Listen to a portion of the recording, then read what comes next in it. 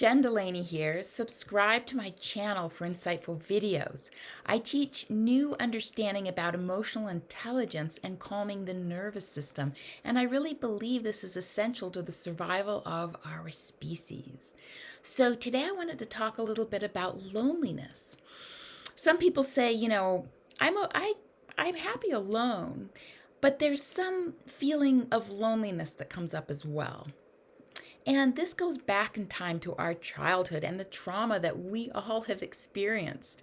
You might not have been beaten as a child or left in your crib to cry for hours, but there might have been subtle things along the way, some criticism from teachers and things that get compounded to create a feeling that people are dangerous in our nervous system. And that is stored in the deep brain. That's not something we're really thinking about. But because we're animals, it affects us. We later in life might perceive people as dangerous because we equated them to being dangerous long ago, to being threatening. And so the contradiction here that's really difficult and complex is that we need people to heal and to co-regulate our nervous systems. But we might be repelling people. We might be giving people the feeling that we're independent and we have it all together because we've created an ability to be so independent based on our childhood. If people were dangerous and we couldn't rely on them to support us, then we become very independent. And then later we come across as being that independent and we're not comfortable necessarily with love.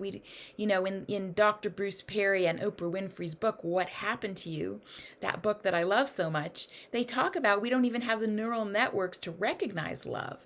So we definitely can develop them. The brain is plastic, it's changeable, it's moldable. But the awareness is the first part. Just becoming aware, well, gosh, I might have this going on for me.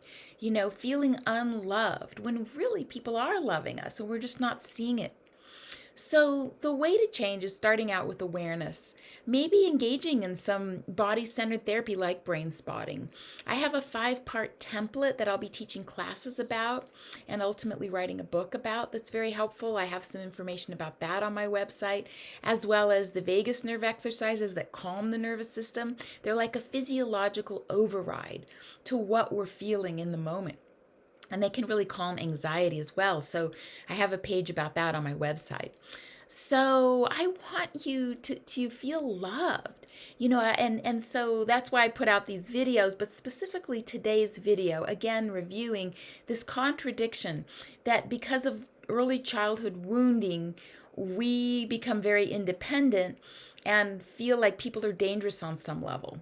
And so we want to start to shift that in the nervous system, in our awareness, so we can recognize love and invite it into our lives and have more loving and supportive relationships and not tolerate the abusive relationships or the relationships that drain us, have a certain boundary around that. So I hope this has been helpful today, and I hope you have a wonderful day. Take good care.